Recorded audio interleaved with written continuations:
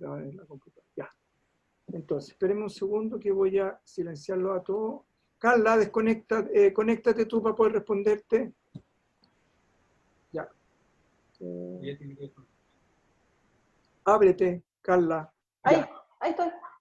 Entonces, la conciencia incluye la totalidad de la experiencia que yo he tenido como a través del tiempo. Eso significa la totalidad de mis vidas anteriores. ¿Ya? Entonces, ¿qué pasa? La conciencia en su totalidad, como está evolucionando, va a escoger lo que le es más eficiente dentro de su conciencia. Si lo ponemos en el caso de un niño, por ejemplo, ¿ya? Considerando al niño el ser humano, un niño de 4 años, ¿ya? Necesita, él va a responder en proporción a su realidad de 4 años. Esa misma persona va a responder en relación a su realidad de 14 años. Esa misma persona va a responder de acuerdo a su realidad de 40 años. Y esa misma persona va a responder de acuerdo a su realidad de 80 años. Y en el proceso se fueron ampliando su capacidad de reconocer recursos, su capacidad de manejarse con la existencia, etcétera, etcétera, etcétera. La conciencia es igual. Ahora, la conciencia, ya nosotros para poder actuar en el mundo, hay una parte de la conciencia que está disponible para nosotros, que es lo que llamamos el consciente. Y el consciente saca información de la conciencia. ¿Me explico, no? Entonces, ¿qué pasa? Si una conciencia es poco desarrollada, sus respuestas van a ser poco desarrolladas. Si una conciencia es muy desarrollada, o muy evolucionada, o muy expandida, sus respuestas van a ser proporcionales a eso. Entonces, por ejemplo, si nosotros ponemos un ejemplo que le he dado siempre, si nosotros ponemos a un niño donde hay unos diamantes y hay unas bolitas de colores, va a escoger las bolitas de colores y nosotros vamos a escoger el diamante. ¿Por qué? Porque el niño pensó dentro de su conciencia que era lo mejor para él. Entonces la conciencia siempre está trabajando lo que es mejor para ti, pero no significa que sea lo mejor de lo mejor, porque va a escoger de acuerdo a su conciencia. ¿Estamos, Carla, o no? Entonces en el ejemplo Claro. del niño, el niño va, le dicen ya, en conciencia, él escoge las bolitas y deja los diamantes afuera. Pero si nos ponen un montón de diamantes y nos ponen diamantes no cortados, grandes, gigantes, o nos ponen unos diamantes medianos y unos silcones grandes, y nosotros no somos joyeros, quizás vamos a escoger los silcones grandes y los diamantes verdaderos los vamos a dejar a un lado. ¿Por qué? Porque nuestra conciencia siempre va a estar escogiendo lo que le da más por menos, lo que considera que es más eficiente para su realidad. Pero eso tiene relación con su capacidad de darse cuenta, con su propia conciencia.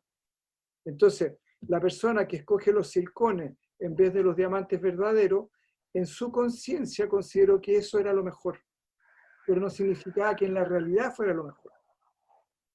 Y como en la realidad no es lo mejor, a veces nosotros hacemos ciertas elecciones en conciencia, pensando que es lo mejor, pero no necesariamente es lo mejor. Y con el tiempo nos damos cuenta, a partir de las consecuencias de nuestra decisión, nos damos cuenta de que finalmente eso que escogimos no necesariamente era la mejor opción. Pero no porque en ese momento no hubiéramos querido escoger lo mejor, y fuéramos tontos, tarados, o que si yo teníamos que si yo en la cabeza, sino que simplemente porque nuestra conciencia consideró que eso era lo mejor dentro de su realidad. Entonces el joyero va a escoger los diamantes, quizás nosotros vamos a escoger los silcones porque son más grandes, se ven, etcétera, etcétera, pensamos que son mejores. El niño va a escoger, qué sé yo, ¿cómo se llama? Las bolitas de colores. Porque ambos, los tres, escogieron en conciencia. Ahí quedó más claro, ¿no? Estoy esperando la Carla. Ah, eligió en conciencia, o sea, el consciente nunca eligió. Lo que pasa es que la información que recibe el consciente la recibe de la conciencia. Claro, de la conciencia. El referente donde el consciente saca la información es de la conciencia. ¿Vamos? Entonces, si yo tengo una conciencia chiquitita, mis decisiones van a ser limitadas al tamaño de mi conciencia. Si tengo una conciencia mediana, mis decisiones van a ser atingentes a esa conciencia mediana. Si tengo una gran conciencia, mis decisiones van a ser en proporción a esa mayor conciencia. Ahora, ¿qué es lo que es una mayor conciencia? Aquella conciencia que se acerca cada vez más al trascendente. ¿Por qué? Porque el trascendente es la fuente de nuestra sabiduría, es la fuente de nuestro amor, es la fuente de nuestra capacidad, nuestro poder. Entonces, mientras más nos acercamos a nuestro trascendente, más conciencia tenemos, disponemos de más sabiduría, disponemos de más amor, disponemos de más capacidad o más poder, de más yo puedo. Y eso también se hace en sincronía. Ahora, otra cosa que es súper importante, se hace en sincronía con lo que pasa externamente. ¿Me explico? Entonces, es importante entender que la conciencia crece en forma dispareja. Por lo tanto, yo puedo tener una gran conciencia, supongamos para la ecología, en ese aspecto mío, y una poca conciencia, para hacer negocio. O puedo tener una gran conciencia para empatizar con las personas de mi oficina y tengo una conciencia muy poco reducida para empatizar con mi familia. Por ejemplo, ¿estamos? Entonces, no necesariamente ya cuando uno habla de la conciencia es algo que crezca en forma pareja. Y por eso tendemos a enjuiciar y a condenar muchas veces a otras personas, porque decimos, pero ¿cómo puedo haber actuado así si en esto actuaba de esta otra manera? ¿Y por qué? Porque en esa área donde actuó con una conciencia más, en el fondo la conciencia es más parecida a un código de barra, donde hay altos y bajos, ¿estamos? Entonces en unas áreas tenemos mucha conciencia y en otras áreas poca conciencia. Se puede haber una persona que tiene mucha conciencia, que si supongamos en cuidar su cuerpo, ¿ya? Pero tiene poca conciencia en otras áreas, ¿estamos? Eso es importante entender, ¿no? Porque tendemos también a pensar de que la conciencia crece en forma pareja, y eso no es verdad. Entonces, podemos ver una persona que puede ser muy hábil, por ejemplo, en los negocios, y efectivamente un desastre, o puede ser un genio de laboratorio, en su vida personal es un monstruo. O el caso de Picasso, que era un gran pintor, maravilloso, para los que les gusta Picasso, y en su vida personal era un tirano. O sea, nos da entonces, como una persona que tiene tanta sensibilidad, que tiene tanta creatividad, que tiene tanta capacidad para poder hacer estas cosas tan creativas, tan distintas acá, ya en su vida personal puede ser otro, o el caso Van Gogh, por ejemplo. Entonces, la conciencia crece en forma dispareja y eso es súper importante entenderlo con uno. Eso aplicarlo con uno. ¿En qué sentido? Darnos cuenta de que nosotros también crecemos en forma dispareja. Entonces, yo puedo tener, que si yo, una gran sensibilidad con la gente que en este momento lo está pasando pésimo, ya, y voy a ayudar, supongamos, en una olla común, y soy cero conciencia con el reciclaje, por ejemplo. Entonces alguien dice, ¿pero cómo? O yo mismo puedo decir, o alguien puede decir, ¿pero cómo esa persona que mira, que tiene tanta empatía, que es tan sensible, que acá, allá, ya, resulta de que no es capaz de reciclar? O estamos, ¿no? ¿Por qué? Porque una área de su conciencia está desarrollada y otra no necesariamente. O uno mismo, pero ¿cómo? Si yo, por ejemplo, medito tanto, no soy capaz de fumar, dejar de fumar. Inventemos, ya el pucho tan controversial. Porque en esa área, en el área quizás de la meditación, la persona creció mucho, pero en el área relacionada con las consecuencias indeseables que le pueden generar una cierta actitud, no la desarrolló. Y eso no significa ni que sea ni bueno ni malo, porque en la existencia no existe lo bueno y lo malo. Lo bueno y lo malo, los buenos y los malos no tienen nada que ver ni con los buenos ni con los malos. Tienen que ver con los deseos. Entonces es importante que traten de sacarse de la cabeza esto del bueno y el malo, porque es una fantasía que lo único que genera es distancia y da la perfecta excusa para enjuiciar a los demás o enjuiciarse a sí mismo, y lo que tiene que ver es con los deseos. En el fondo, si yo cumplo mi deseo, es bueno. Si yo no cumplo mi deseo, es malo. Entonces, Dense cuenta que la mecánica oculta que existe detrás del bueno y el malo, de categorizar la vida como bueno o malo, tiene que ver básicamente con los deseos que yo tengo. Y como yo, de alguna manera, en la medida que satisfago mis deseos, mi deseo que la gente no se moje hoy día, mi deseo que la gente no pase hambre, mis deseos que todos tengamos una muy buena vida, mis deseos que estemos todos sanos, mis deseos de que nadie se muera, mis deseos que nadie se cumpla, que nadie se contagie con coronavirus. Eso tiene, y si todo eso se cumple, llego a, está bueno, la vida es buena. Si ninguno de esos deseos se cumple, la vida es mala. ¿Ya? ¿Me explico, no? Entonces, es importante entender que esta categorización de la existencia en bueno y malo, ¿ya? Esta separación que finalmente genera puro dolor, básicamente tiene que ver con los deseos. No tiene nada que ver con la existencia, no tiene nada que ver con la realidad, no tiene que ver absolutamente con nada, tiene que ver con los deseos. La mecánica oculta, la dinámica oculta que tiene que ver con el deseo, ¿ya? Con el bueno o malo, tiene que ver con mi deseo, cómo yo me relaciono con mis deseos, ¿ya? Y cómo voy generando una estructura, ya un código de conducta, incluso en relación a los demás, en relación a que si ese satisface mi deseo de cómo yo quiero que sea esa persona, o no satisface ese deseo como yo quiero que sea esa persona.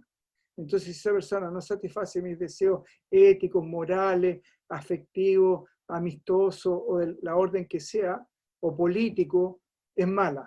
Y si satisface todos mis deseos, ya es bueno. Yo les aseguro que la mano derecha de Pablo Escobar lo encontraba súper bueno, porque era su jefe y le satisfacía todos sus deseos, todas sus necesidades. Y los tipos que venden bombas para matar gente también encuentran que lo que hacen es súper bueno. Me explico, ¿no? Entonces, porque si no, no las vendería. Porque si yo no le voy a vender a alguien algo que yo considero que es malo. ¿Estamos? Entonces, es importante entender que todas estas categorizaciones de bueno y malo no tienen nada que ver con la realidad, ¿ya? Que es una fantasía que lo que hace es separarnos y que finalmente también no nos evita hacernos responsables de nuestras propias decisiones y de las consecuencias indeseables que nosotros en algún momento generamos a partir de la decisión que tomamos. Justamente porque, como les decía, vivimos en un mundo en el cual sabemos muy poco, en el cual vivimos parcialidades, y de ahí la importancia, porque nos relacionamos a partir de los 5 sentidos y a partir de las creencias colectivas, y pensamos que la vida es eso. Y la vida es mucho más que eso, ¿ya? De ahí la importancia de integrar el trascendente, los aspectos trascendentes de la realidad. ¿Ahí quedó más claro? ¿Alguna otra pregunta? Sí, dile a la Pamela que la veo. Yo tengo una pregunta, maestro. Ya, dale. Es que me quedé pensando con lo que dijiste del deseo y me puse a pensar en la intención. ¿Y qué es la intención? Y si es lo mismo que el deseo. ¿Cómo definirías tú la intención? No sé bien, es como una energía dirigida, una cosa así, pero no sé bien. Es que esa intención está dirigida a satisfacer un deseo. Entonces vendría el deseo y después la intención. Primero viene el deseo. Bueno, Ya. uno acá única y exclusivamente por el deseo de existir y nada más. Andrés, No hay nada más que el deseo de existir. Y la intención entonces después como la fuerza que hace tu conciencia para conseguir ese deseo. Claro. Mm. Ahora, Andrés, un segundito.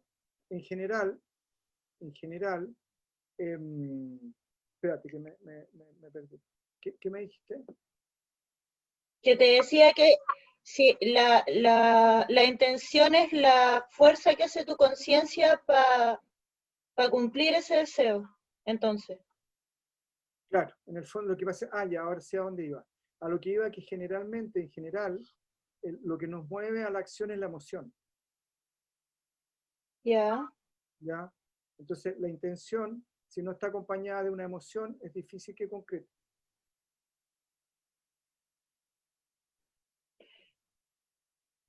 Entonces la intención puede estar no acompañada de una emoción, es que por ejemplo, yo no me hubiera imaginado una intención no acompañada de una emoción.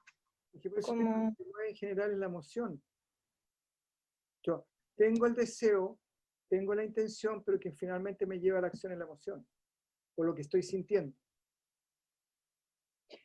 pero cuando tengo un deseo también tengo una emoción, po. O hay deseos sin emoción. Eh, los deseos sin emoción son deseos. Eh, las necesidades son deseos atrapados por la emoción. Ya, ya, Ahí te quedó clara la diferencia, ¿no? sí. Entonces, ¿por qué? Porque la necesidad te desestabiliza emocionalmente Ujú. y el deseo no necesariamente. Tengo ganas de comerme un pastel, no me pasa nada. Estoy con ansiedad, si no me como un pastel me tiro el 20º piso para abajo. Ya. Y estoy desesperado. ¿Ah? Y la intención es como como las ganas que tú pones en conseguir ese deseo. Claro, es lo que te mueve. Ya, No, es la acción en sí misma, en el fondo, ya quiero. Pero muchas ya. emociones quedan en nada si no hay emoción. Está lleno de escritores maravillosos que no han escrito ni una línea. Un segundo, Sí. Carolina. Gracias, No, maestra. solamente quería acotar que no es posible entender que la intención es el resultado que uno persigue con la acción. La intención es el resultado que uno consigue con la intención. O que tú persigues cuando tú realizas una acción y estás apegado a ese resultado, esa intención tiene un objetivo, esa acción tiene un objetivo, que es satisfacer ese deseo o conseguir un resultado determinado. Entonces, el deseo es lo que provoca la acción y la acción y la intención es el apego al resultado de la acción. La intención es el apego al resultado. No me queda tan claro, Carolina. ¿No? No. No puede verse de esa manera. Podría, puede verse, pero yo no la veo. Ya, está bien. Ya, Maca, Tengo una pregunta. sepa, ¿Cuándo es, busca reverberancia, please. Ya, Maca, dale. ¿cuándo es una acción sin deseo? Cuando no llego,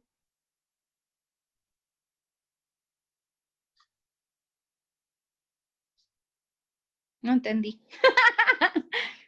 lo que pasa es que el cuerpo está, los pulmones están funcionando, el corazón está funcionando, los músculos están siendo bañados de sangre, y ahí no hay ningún ego que lo maneje. Ah, cuando no hay ego.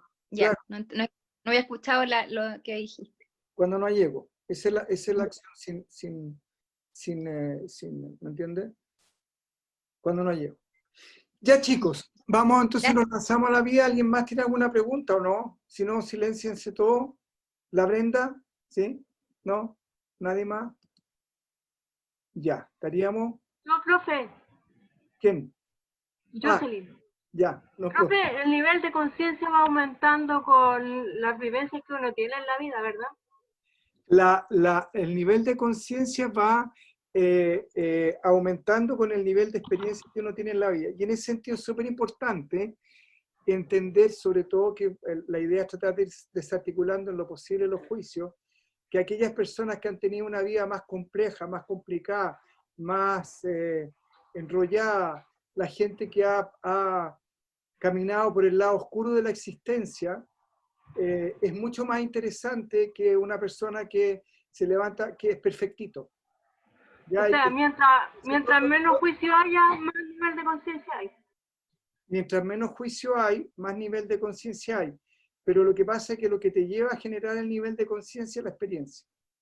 Entonces, supongamos que alguien, no sé, por ejemplo, Kapila fue el que escribió el Ramayana y es uno de los textos más sagrados que hay en la India, y resulta que él antes era un delincuente que asaltaba gente en los caminos, hasta que de repente asaltó a unos sadhus, a unos brahmanes, ya a unos sadhus, a unos monjes, y le dijeron: ¿y qué estáis haciendo acá ya? Porque nos es matar, bla, bla, bla, bla. Y ahí él reaccionó y empezó a actuar. Entonces una persona no estoy haciendo una apología al carrete, ni mucho menos, ya ni al lado oscuro de la vida, o al lado salvaje. Pongamos el lado salvaje, mejor más que el lado oscuro.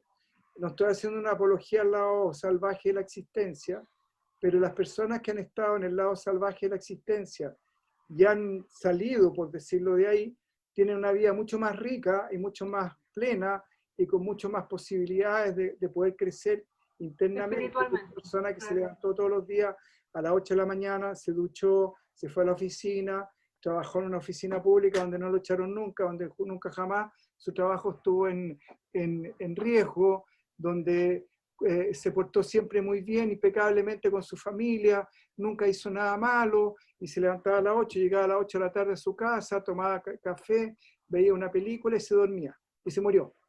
Esa persona, Palmaya, es ahí nomás, Palmaya no hay más allá, no hay ni ahí ni no hay. Esto es una forma de decir mía, pero en el fondo no es que sea menos valorada, pero es menos... no quiero entrar en juicio de categoría, pero en el fondo es una persona que tiene menos riqueza existencial que una persona... O sea, le cuesta más ascender. ¿Cómo? Le cuesta más ascender. Claro, porque justamente su capacidad de experiencia son más limitadas. ¿Ya? Ok. Entonces, Ya, profe, gracias. y aparte de eso, también tenemos que considerar que el trascendente incluye la totalidad de las experiencias de otras vidas. Entonces alguien puede en esta vida escoger ser alcohólico, porque en la próxima vida quiere ser terapeuta de alcohólico y tiene en su conciencia ¿cómo se llama? El poder empatizar en forma natural con una persona que tiene ese tipo de experiencia. Ya, profe, me quedó súper claro. Entonces, no necesariamente los que se ven, no necesariamente los que se ven como malitos, entre comillas, pues están en el lado salvaje de la existencia, es una vida perdida, una vida terrible. Al contrario, a veces, muchas veces, como les digo, las personas que han tenido vidas más difíciles son las personas que finalmente son los que más, en algunos casos, son capaces de hacer aporte a la existencia de los demás. ¿Vamos? Entonces, esto se lo digo sobre todo a personas que puedan estar viviendo un momento difícil, porque si son capaces de salir de ahí, van a ser mucho más enriquecidos que una persona que no le ha pasado nada. Sí. ¿Vamos? Me quedó súper claro, muchas gracias. Ya. ¿Alguna pregunta más? ¿Nos lanzamos? Ya, abran todos los micrófonos y digan ¡sí! ¡Ah, ya! ¡Sí!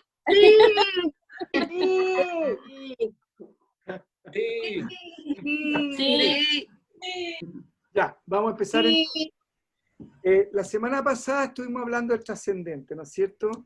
Pero yo antes de empezar, ya estaba diciendo que en la medida que el trascendente se ha traído a la vida de ustedes, aunque ustedes se acerquen al trascendente, el trascendente se acerque hacia ustedes, ya como lo decía, las leyes del más allá comenzarán a regir y estar disponibles para ustedes, ¿ya?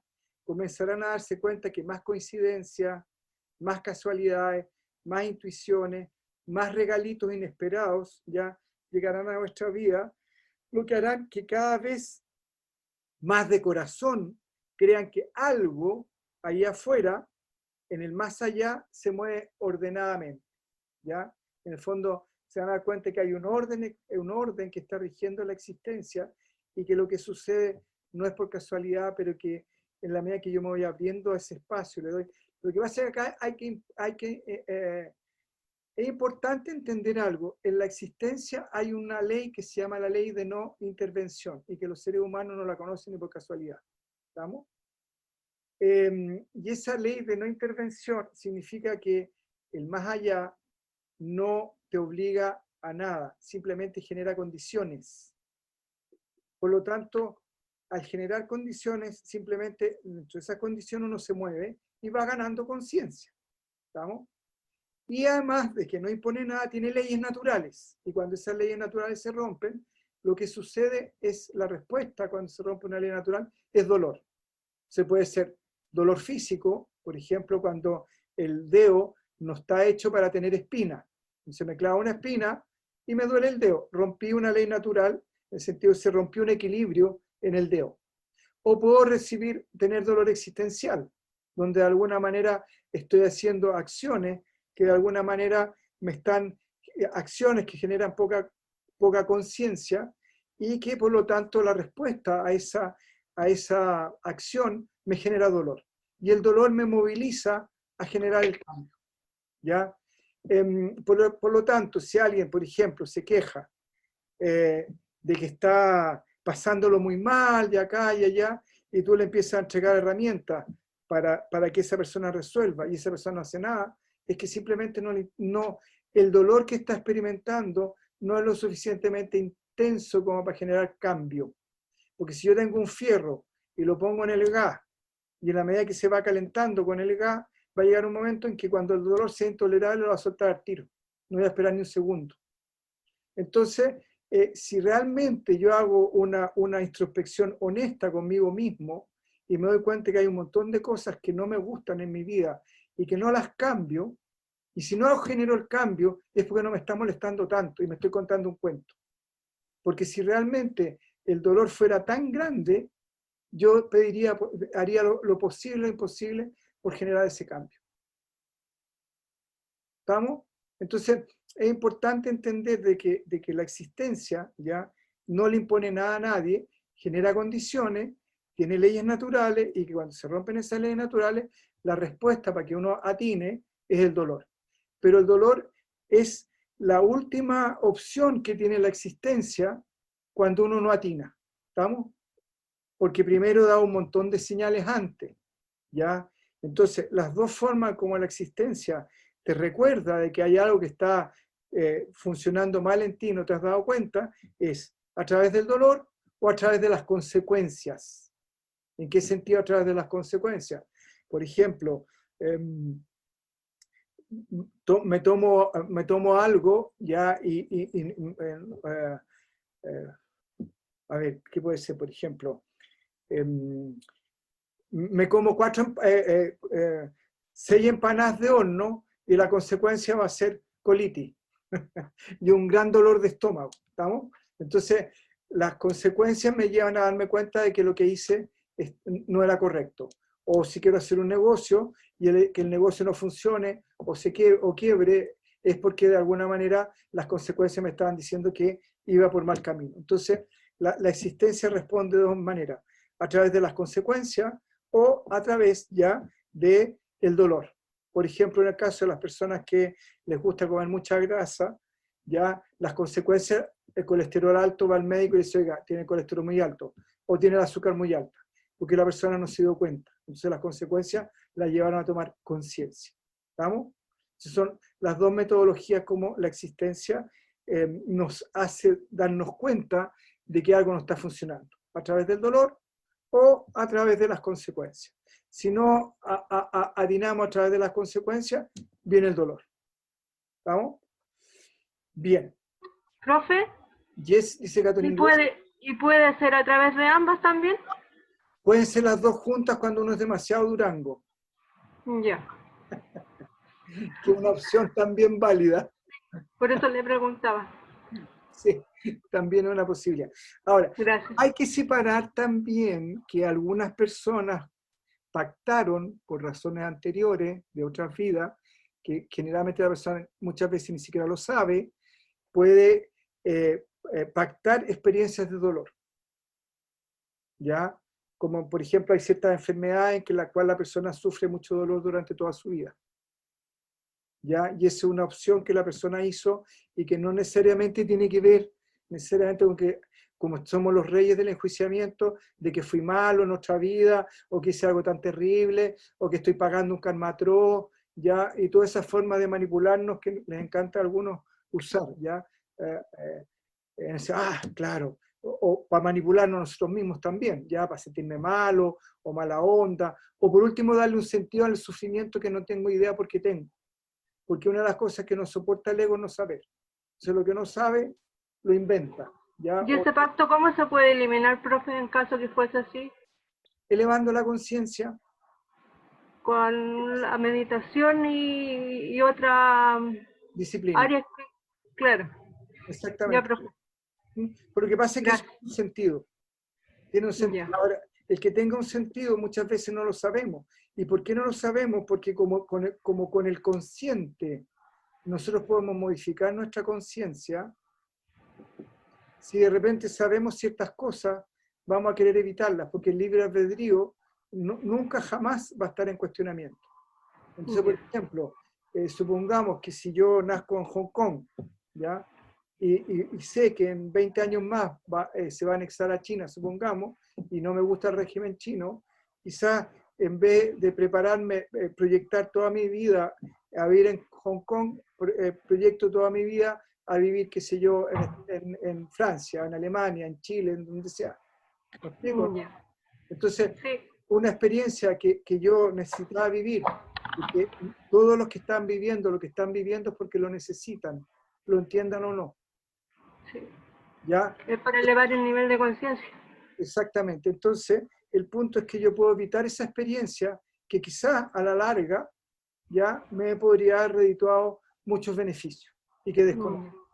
Y en caso personal, ya me voy a poner personalista, cuando yo tuve la última pancreatitis, ya experimenté un dolor inimaginable, ya pues la primera vez que tuve cuando tuve la hepatitis, pensé que eso ya era lo peor que iba a pasar en mi vida. Pasé 6 meses en cama, llegué a pesar 42 kilos de peso, ya, y parecía zapallo para las cazuelas de color amarillo.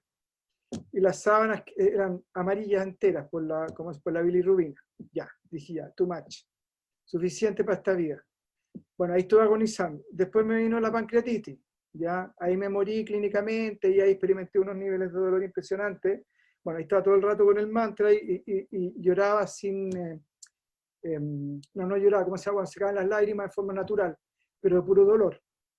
Ya, yo dije ya, no existe nada más terrible que esto. Después me vino el dengue en la India. La India también. Ahí experimenté en carne propia el infierno. Dije ya, después de esto ya no hay más. Y bueno, cuando vino la última pancreatitis, yo le rogué al doctor todas estas veces, oiga, por favor, déjeme morirme, porque la verdad, bueno, yo ya, como había experimentado la muerte, sabía que la muerte, al contrario, era súper tranquilo, súper delicado, y eso lo experimenté en la India, en Pondicherry, en el hospital, porque cuando era tan tremenda la cosa, simplemente me dejaba morir, empezaba en el proceso agónico, se me acababan los dolores, se acababa todo. Pero en esta pancreatitis no había proceso agónico, no había nada, sino que simplemente dolor, puro dolor. Entonces, y el doctor me decía, no, lo siento, no puedo. Ya, yo soy hindú, mucho mi tendencia hacia lo hindú, entonces, Dios Shiva, por favor, ya, sé compasivo, llévame, etcétera, etcétera. Pues el dolor era impresionante. Y nada, silencio. Se hizo el loco. Estaba meditando, parece. Entonces me volví católico. Entonces le dije a Jesús, tú estuviste clavado en la cruz, ¿ya? Dicen que uno de los sufrimientos más espantosos que puede experimentar un ser humano. Así que por favor, por compasión, libérame de este dolor. ¿Ya? Nada, sordo, como una tapia, ¿ya? Y si me hubieran hecho caso, no estaríamos en este momento compartiendo lo que estamos compartiendo. ¿Comprenden o no? Entonces, todos los procesos existenciales tienen un sentido. Y si yo, a través de mi consciente, ya que consideraba que en ese momento lo mejor era que despacharme, irme para otro lado, que me pusiera una inyección, cualquier cosa, con tal de desaparecer, pues no aguantaba más el dolor. En este momento, ya, ¿cuántos años que pasaron desde que empezó? Han pasado como 4 años, y han pasado 4 años en que muchas personas se han beneficiado de los cursos que yo estoy dando, ustedes están beneficiando de esta charla que estamos dando, etcétera, etcétera. Entonces el punto es que muchas veces no entendemos ya por qué estamos viviendo lo que estamos viviendo, no entendemos el sentido de lo que estamos viviendo, pero eso tiene un sentido mucho más profundo y tiene una complejidad que muchas veces no somos capaces de mencionar. Entonces, es súper importante entender eso justamente para, por un lado, entender lo que estamos viviendo hoy en día como sociedad, que estamos viviendo momentos muy difíciles, muy complejos, no solamente a nivel país, sino que a nivel existencial, a nivel mundo, ¿ya? Y entender que la existencia no se volvió loca, de que Dios no está en contra de nosotros, de que no es un castigo divino, de que simplemente lo que está pasando es que nosotros como humanidad tenemos un gran aprendizaje que puede que en este momento no sea evidente para nuestros ojos, pero eso no significa que no exista. Y entonces, esta sociedad tan egocéntrica que a través de la tecnología nos ha generado la fantasía de creer que controlamos todo, lo cual es una fantasía, porque la fantasía del controlador es o controlo todo o no controlo nada. Y la verdad es que ni controlamos todo, ni no controlamos nada. En el fondo, hay parte de nosotros que sí controlamos, hay parte de nosotros que no controlamos, hay parte de la vida que sí controlamos y somos responsables, y hay parte de la vida que no controlamos. ¿Estamos?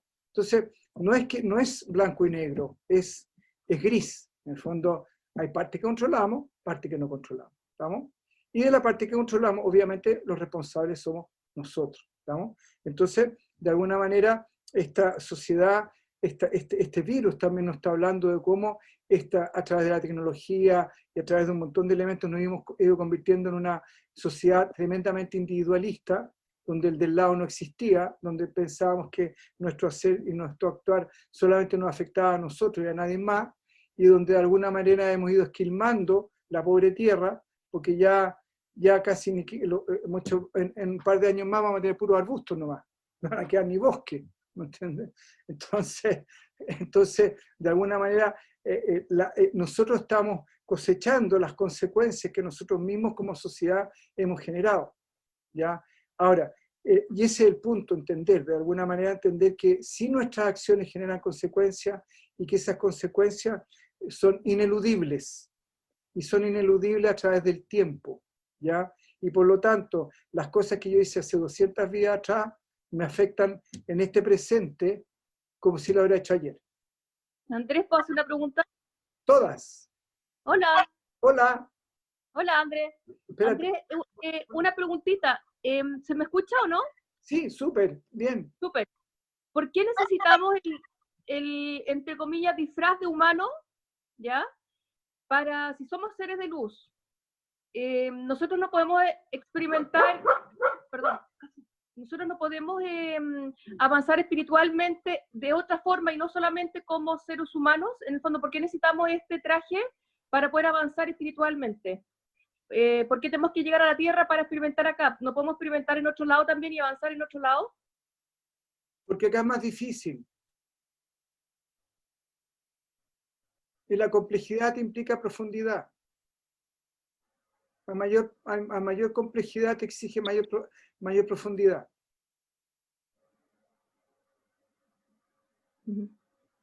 ¿Comprende? Entonces, este exceso de complejidad te hace que la experiencia sea más profunda y por lo tanto más exigente. Entonces, de alguna manera, nadie no está preparado para vivir lo que está viviendo, por doloroso que sea. Porque cuando ya no puedes, la vida te saca. De hecho, si yo no hubiera podido soportar ese dolor, estaría muerto. ¿Entiendes? Entonces, el sentido es justamente la complejidad. Entonces, cuando entendemos que estamos en una realidad tremendamente compleja, y dentro de su complejidad incluye el dolor, incluye el sufrimiento, incluye un montón de cosas, ¿ya? Y que justamente para ir dejándolo atrás. Eso nos exige entrar más profundo. Nos exige desarrollar más habilidades. Entonces, acá es una escuela como muy exigente, pero que te aseguras que vas a aprender sí o sí. Entonces, como para los chicos más intensos y las chicas más intensas. Porque, discúlpame, en el más allá... No justamente la intensidad, si no habrían guerra, si no seríamos amigos los animales, si no nos destruiríamos el planeta, si no inventaríamos virus, no inventaríamos armas. Somos chicos que nos gusta la complejidad, po. Nos gusta la intensidad. La intensidad. Claro. Porque Gracias. finalmente todo lo que sientes lo sientes a nivel emocional, po. Lo que te pasa lo sientes a nivel emocional. Una película que es fría, que es muy lenta y que no hay ninguna emoción, te da lata, po. Mm. ¿Por qué la gente paga para ir a la montaña rusa? Porque le gusta la intensidad, po. Entonces, al ser humano una de las características es que le gusta la intensidad. Sí, entiendo. Pero ¿cómo puede decir que en el más allá seamos todos buenos? En el más allá somos todos buenitos y acá en la tierra la mitad somos buenos y la mitad somos malos. En el fondo, ¿por qué allá somos todos buenos, espíritus iluminados y eso es lo que no entiendo de repente? Como un alma, que es un alma, que tiene cierto avance de conciencia, pueda reencarnar en un ser que quizás de repente haga cosas malas también si No, en el fondo el alma no va a ser malo. claro, lo que pasa es que no existen los malos. Partamos por ahí. ¿Ya? En el fondo, cuando tú dices que algo es malo, es porque tú generaste una acción y al evaluar las consecuencias de esa acción que no te gustó, considera que es mala. Entonces, el bueno o malo va a depender en qué lado del bando esté. Entonces, por ejemplo, si yo estoy en una guerra, el que está al frente siempre va a ser el malo. Y yo estoy matando gente igual. Entonces, ¿quién es el malo?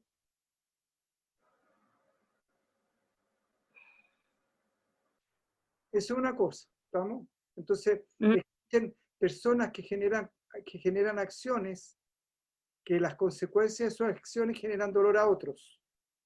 Eso sí existe. ¿Me explico, no? Sí.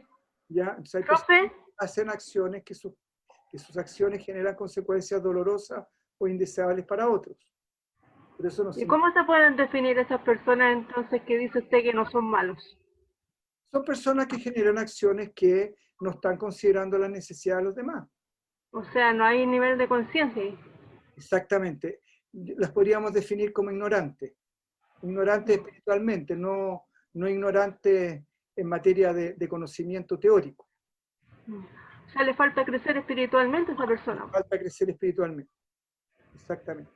Ahora, para contestarle la pregunta a la Claudia, entonces, ¿por qué se produce esta mezcla? Que si hay una parte de nosotros que es el trascendente, que es pura luz, que es pura armonía, que es conciencia, en el sentido que es sabiduría, que es amor, etcétera, etcétera, ¿por qué se produce esta mezcla tan rara, ¿ya? Y donde, por ejemplo, una persona puede, por ejemplo, matar a una persona y supongamos un narcotraficante mata a una persona y después llega a la casa el día del aniversario de su señora con un ramo de flores, o esa misma tarde pasa por una tienda a comprarle una muñeca a su hija. Entonces, como decir, ¿cómo esta persona que acaba de matar a una persona ahora va a comprarle una muñeca a su hija? Y se la muestra con todo cariño. Pues si tú le preguntas al hijo de Pablo Escobar, te va a decir que su papá era un súper buen papá. Porque volvemos a que la conciencia es dispareja. ¿Ya? Entonces la conciencia no es pareja. Por lo tanto, en algunos actos puede actuar con cero conciencia y en otros actos puede actuar con mucha conciencia. Eso por un lado. Y por otro lado, nosotros, nuestra evolución, ya el cuerpo de nosotros evoluciona a los animales. Y el cuerpo de los animales, para poder sobrevivir, tienen una cuestión que se llama, a nivel biológico, nosotros también lo tenemos, se llama instinto. Entonces, la mezcla del instinto con la conciencia trascendente hace una mezcla que se llama, con la conciencia trascendente en algún nivel consciente, en el sentido porque me digo en algún nivel consciente, porque todos son conscientes que son. No hay nadie que pueda decir que no es. Por lo tanto, si el momento que dice yo soy, ya está el trascendente, aunque sea en su mínima expresión, consciente. ¿Estamos? Entonces, esa persona que tiene una mínima conciencia está muy ligada al instinto. Entonces, básicamente funciona instintivamente. Entonces, la diferencia entre un animal y esa persona, que la disponibilidad de hacer de esa persona es mucho mayor que la del animal. El animal tiene un hacer limitado. Por ejemplo, el perro, aparte de morderte, no te puede hacer mucho más. Pero un humano con una conciencia de perro, por decirlo así, no queriendo insultar a los perros, ni mucho menos, ya, pero con muy poca conciencia puede ser un depredador, no solamente en todo sentido. ¿Me explico? No solamente puede depredar económicamente, puede depredar emocionalmente, puede matar, puede asesinar, puede hacer millones de cosas que el animal no va a hacer. ¿Ahí quedó más claro, Claudia, o no? Sí, gracias. Ya, ¿listo? Muchas gracias. Bueno, entonces, estábamos hablando que las creencias ya que limitan nuestra relación con el trascendente y que están arraigadas por cientos de años y avaladas por miles de personas siguen siendo vigentes en el colectivo con mucha fuerza, pero son solo creencias. No hay una ley que asevere que el trascendente no existe, ¿ya? Así no lo crea nadie, ¿estamos? Y el hecho de que mucha gente crea algo no avala que eso sea verdad. Si no, pregúntenle a Hitler, ¿ya? O a Stalin en su momento, donde muchas personas creyeron en él y resulta de que después la ciencia demostró que el genoma no existía en raza, existía una sola raza, con distintas características. Y resulta que este gran manipulador de masa logró manipular prácticamente a un pueblo entero, haciéndole creer un montón de cosas que nunca existieron. Entonces, el hecho de que mucha gente crea algo no significa que sea verdad. ¿Estamos? Entonces, así, si toda la humanidad piensa de que no existe el trascendente, no significa que el trascendente no exista. ¿Estamos? Bien, pero ustedes ya saben la verdad. En el fondo, saben, sobre todo los que han trabajado con el árbol, que es puro trabajo con el mundo sutil, saben que existen los mundos sutiles, tienen certeza, y es importante no dejarse llevar por el colectivo. Llegó la hora de afirmarse en ustedes mismos y no dejar que la sociedad rija sus vidas. No pueden seguirle, ustedes tienen que escapar de ella y hacer su propio camino. ¿Estamos? Esto no quiere decir que uno se vaya en contra de la sociedad, sino que tiene que revisar cuáles son las creencias que está manejando la sociedad y ver si son tan válidas o no. ¿Ya? Porque muchas veces esas creencias son tremendamente limitantes y no tienen nada que ver con la realidad. ¿Estamos? De hecho, en la Edad Media, si Colón se hubiera dejado ya por las creencias colectivas de esa época, hubiera seguido sosteniendo que la vida era plana y todavía seguiríamos viendo una tierra plana. Menos mal que Colón le dio redondea al planeta. El chiste. Ya, ¿estamos o no? Entonces, estas mismas creencias colectivas les dicen que en el mundo ocurren muchos desastres, cosas atroces, cosas que dañan a muchas personas, pero estas son solamente creencias. No estamos diciendo que no ocurran, ¿ya? No estamos diciendo que no se han inundado las casas, no estamos diciendo que si hay un terremoto la gente no murió, no estamos diciendo que el coronavirus es fantástico, ni maravilloso, ni mucho menos, ¿ya? Estamos diciendo que no son atroces, que tienen un sentido, tienen un propósito, que ustedes puede que no entiendan con precisión. ¿Estamos? Puede que no sepan exactamente qué pretenden y por qué es la concurrencia de estos hechos, pero sepan que para que algo ocurra, necesitan que muchas cosas se conjugan. Para que ocurran, no es simple casualidad, no es simple mala suerte. En el fondo, ya, para que un proceso pueda existir es un proceso multifactorial. En el fondo, para que haya podido aparecer todo lo que está apareciendo y para que pueda suceder lo que está sucediendo, se tienen que haber confabulado muchos factores. ¿Me explico, no? Entonces, este conjunto de factores que se conjugan para que algo suceda, hace que eso pueda suceder. Entonces, no es un proceso unidireccional ni monodireccional tampoco. Hay un montón de factores que muchas veces nosotros no somos capaces de ver, ¿ya? Y básicamente, como les puedo decir, la gente de la Edad Media que estaba con la peste, ni en su más maravillosa imaginación fueron capaces de imaginarse que consecuencia de la peste después iba a venir el Renacimiento, y hoy en día están todos los museos del mundo llenos de obras maravillosas que surgieron después del Renacimiento y millones de cosas, no solamente obras de arte, sino que un montón de cosas. ¿Estamos? Entonces, nosotros en este presente no sabemos por qué se está pasando lo que está pasando, cuáles van a ser las consecuencias a futuro, porque simplemente no estamos en ese futuro. O sea, no podemos saber lo que va a pasar en el futuro si no estamos ahí. ¿Estamos? Y segundo, también es importante entender que nada se puede vivir si yo no he generado las condiciones para poder vivir lo que estoy viviendo. Entonces, si algo me está pasando en este presente es porque de alguna manera ya en algún punto yo soy responsable de que eso me esté sucediendo a mí. Y por eso yo escuché muchas veces alumnos míos que contrataron las súper alarmas, ¿ya? Y le entraron a robar a la casa y al vecino que tenía una alarma súper rasca o no tenía alarma, no le entraron a robar, ¿ya? Entonces, ¿por qué le robaron al que tenía la súper alarma y al que no tenía alarma no le robaron? O robaron en toda la cuadra y una casa no robaron. O se cayó un avión, se murieron todos, pero uno no se murió.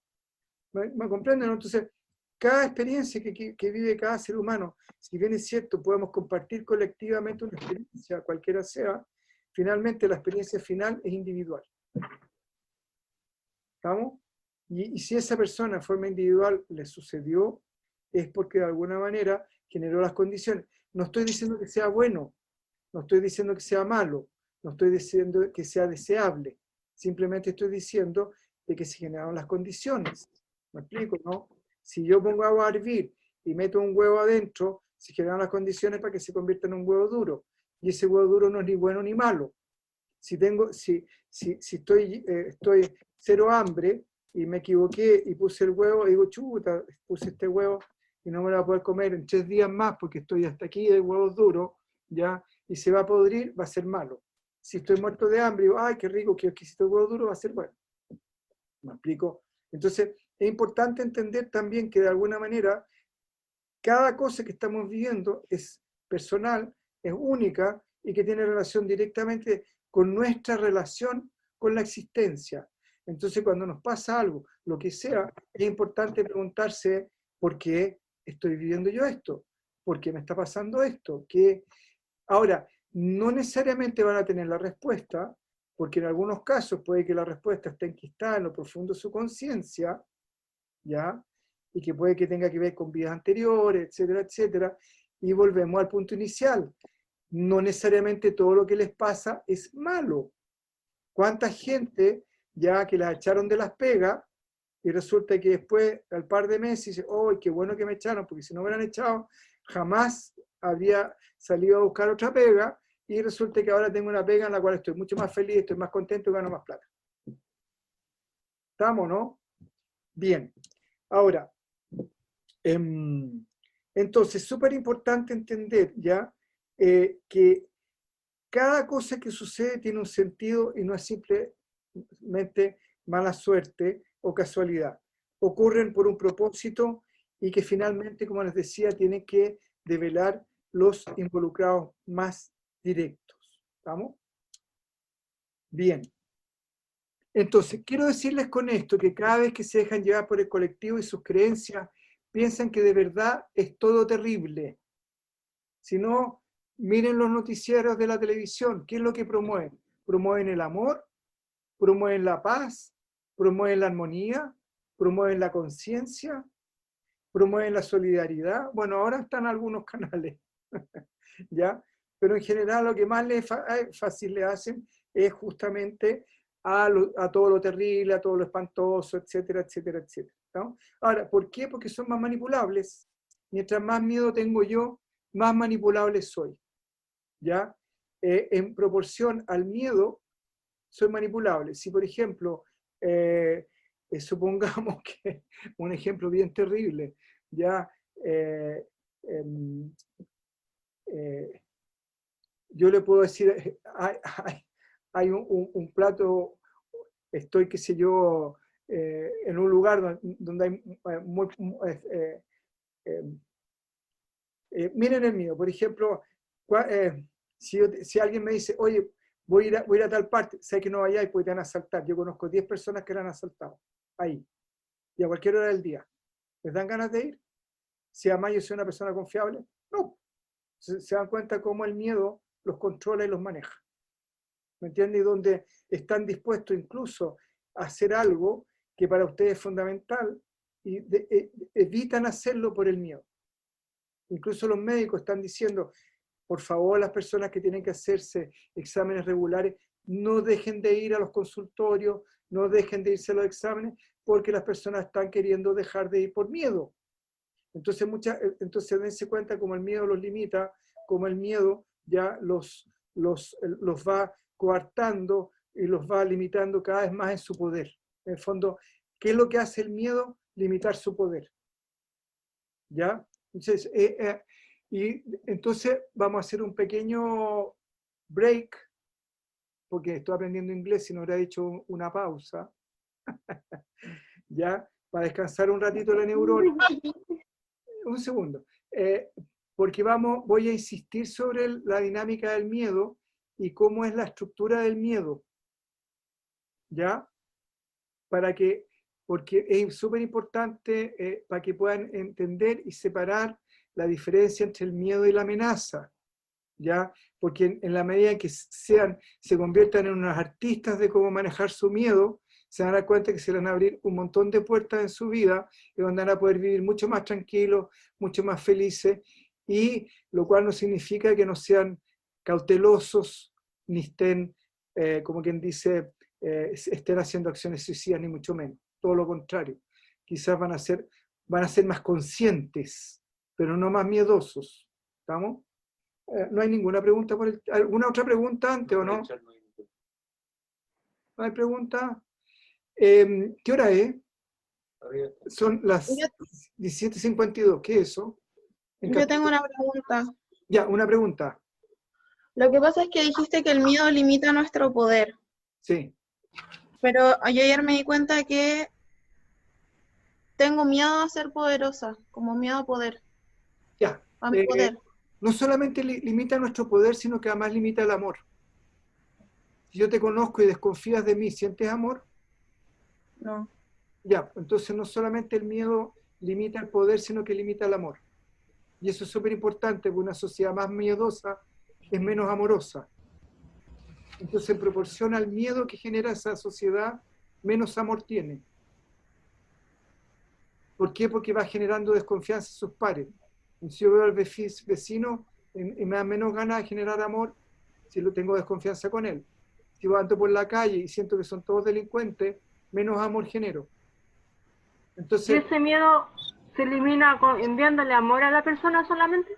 no, se elimina con lo que les voy a explicar después del cafecito. Ah, ok. O el puchito o lo que sea. Es un entrenamiento, ¿ya? Uno tiene que entrenarse igual como cuando hacía gimnasia. Brenda, la pregunta era de qué, de nuevo, disculpa. Es que yo me había dado cuenta que le tenía miedo al poder, a mi poder. Ahí hay que separar lo que es el poder del abuso. Sí, eso sentí, como que si era muy poderosa podía llegar a ser abusiva. Lo que pasa de que el poder, ¿ya? Es poder amar, poder perdonar, poder querer, poder salir, poder entender, poder pintar, poder dibujar, poder cocinar, poder reírme, poder confiar. Es poder existir, poder resolver, poder entender. Ese es poder, ¿ya? Y abusar es abusar. Sí. Entonces, la gente, de la misma manera que la gente confunde el miedo con la amenaza, la gente confunde el poder con el abuso. El poder que es integrador. Puedo hacer una ONG que ayuda a un montón de personas. Puedo hacer una olla común que ayuda a unas personas que están. Puedo dirigir un país para el beneficio de todos los chilenos. Eso es poder. Si hago la olla común para ser reconocido socialmente, estoy abusando ya de las personas que están contribuyendo a que yo sea reconocido socialmente. Si yo hago estas clases que las hago feliz y contento para sentirme, qué sé yo, poderoso o que estoy siendo tremendamente generoso, estoy abusando de ustedes. ¿Me explico, no? Sí. Porque el poder es integrador, apunta al bienestar de todos, apunta a un bien común que es una dinámica circular, no es una dinámica triangular. Nosotros estamos acostumbrados a vivir en una sociedad triangular, donde hay una cúpula arriba y donde están todos los otros trabajando para ellos.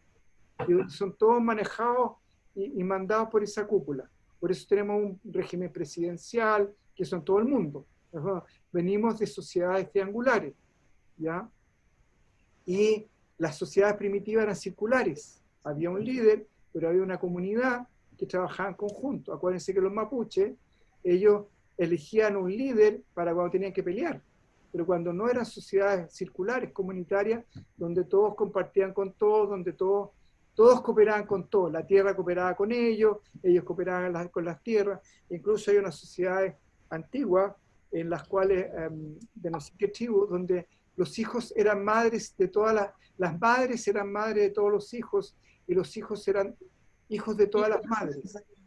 Entonces, el punto es que si un niño sentía que su mamá, por las razones que fueran, su madre biológica no era capaz de darle todo el afecto que quería, se iba donde la otra mamá.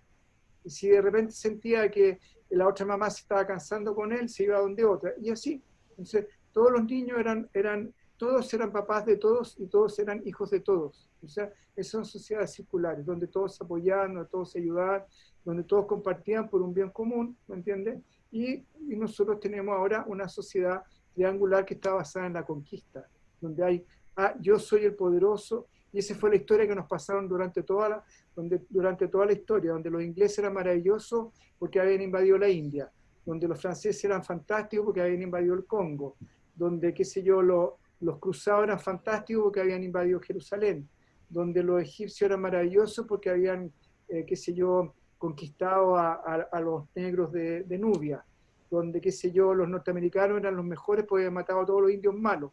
Se nos daban películas donde los asesinos, donde los ladrones, donde los delincuentes que habían llegado a una casa, mucho a un país que estaban tranquilos, que vivían en armonía con el ambiente, eran los buenos, y estábamos todos, mira, como matan a los indios que son los malos, ¿ya?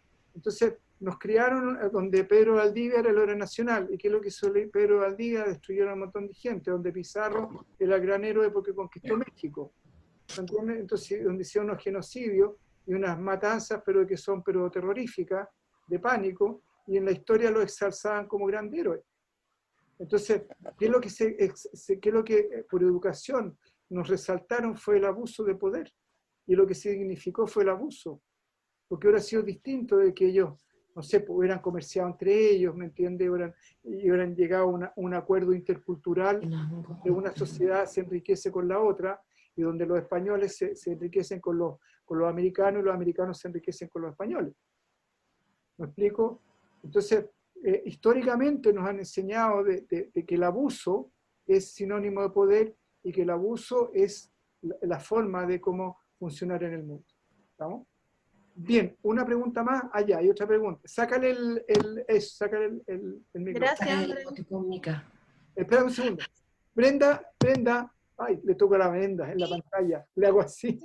¿Quedó clara la pregunta, la respuesta o no? Sí, ya. sí, muchas gracias. Ya. Dos preguntas. Ya, la primera. ¿Qué, así, si uno sabe que es abusiva o se da cuenta que ha sido abusiva, cómo puedes superar eso? Y la segunda, ¿a través de las conquistas se perdió todo este sistema circular de las invasiones? Ahí tiene que ver con procesos históricos que tienen que ver con la evolución de la conciencia del ser humano. ¿Ya? Que ahí podríamos hablar largamente, porque tiene que ver con ciertos procesos También tiene un sentido todo esto, ¿me entiendes? Ahora, lo que se deja atrás. Es que no te quiero responder porque es muy de largo tira la respuesta, de cómo pasamos de lo circular a lo triangular. ¿Estamos? Es un proceso largo, una respuesta a largo tiro, que tiene que ver con ciertos procesos evolutivos de la conciencia. ¿Ya? Ya. La segunda pregunta, ¿cómo puede uno resolver tu conciencia? Dándose cuenta que de alguna manera te fuiste al chancho, ¿me entiendes? Y de alguna manera ahí tendrías que separar lo que es ser abusiva. ¿En qué sentido? Tendrías que tomar clara conciencia, porque generalmente lo que nos mueve es el miedo. ¿Me entiendes? Entonces, ¿qué pasa? Que el ser abusivo quizá una respuesta excesiva frente a un estímulo en el cual tú no sabes cómo defenderte. ¿Me explico, no? Entonces, por ejemplo, si me siento demasiado amenazado por alguien, le grito. Es una respuesta abusiva. Si me siento incapaz qué sé yo, eso. Y lo segundo, ya, es una parte. Y la otra es que puede que esté muy pegado al ego. Ya, porque el ego, como el ego lo heredamos de los animales, en algún punto, entiendo, es nuestra parte animal, el ego, si tú te das cuenta, el animal, hay animales que funcionan en manada y hay animales que funcionan en forma independiente. Los animales que funcionan en forma independiente lo que hacen es cualquier cosa con tal de mantener su sobrevivencia. Entonces el ego va a buscar cualquier cosa de buscar su sobrevivencia. Y si dentro de esa sobrevivencia descubre que alguien, y lo que más le carga al ego son los costos, asumir costos. Entonces si el ego descubre cómo puede hacer algo asumiendo los menos costos posibles, el ego va a ir y lo va a hacer. Entonces se da cuenta de que yo me puedo, por ejemplo, yo puedo pararme, ir a buscar, que si yo estoy sentado viendo televisión, y me puedo parar perfectamente a buscar, que si yo, una taza de té, y veo que pasa, supongamos, Hernán por ahí, y si yo estoy muy pegado al ego, digo, oye Hernán, se lo manipulo, se lo pongo así, oye Hernán, ¿qué? Pucha, ¿me podría ir a una taza de café? Bueno, ya, ¿me cachai o no? Y es puro ego nomás, porque yo perfectamente me puedo parar, ya, y como el ego quiere cero costo, y busca la comodidad y cero costo, manipula a la otra persona y dice, oye, pucha, ¿qué te cuesta? Y si además me dice que no, oye, que eres pesado, te pasaste para ser egoísta, ¿eh? Es una relación abusiva. ¿Sí? En el fondo yo estoy en igualdad de condiciones que él para ir a buscar, ¿cómo se llama? Un café. Y lo que necesito es hacer un esfuerzo que no quiero asumir nomás. ¿Estamos? Entonces, el abuso es proporcional al ego. Mientras, a mayor ego, mayor abuso. A menor ego o más conexión con el trascendente, menor abuso. ¿Estamos? El abuso, por ejemplo, si tú te das cuenta, los narcotraficantes son personas tremendamente egocéntricas. Los depredadores comerciales, ¿ya? También son personas tremendamente egocéntricas. Me refiero a depredadores comerciales, gente que trabaja en empresas o empresas que abusan, o directores de empresas que abusan de las personas. O sea, si tú te das cuenta, ese tipo de delincuentes son tremendamente egocéntricos. Ahora, como este mundo se maneja de alguna manera, las leyes que rigen este mundo, dada la conciencia colectiva, están manejadas por el ego, esas personas en un nivel de realidad tienen una grandes posibilidad de triunfar, porque justamente está en una sociedad que privilegia y potencia eso, donde la competencia, la ley del más fuerte y todas esas estupideces son las que nos han llevado al colapso.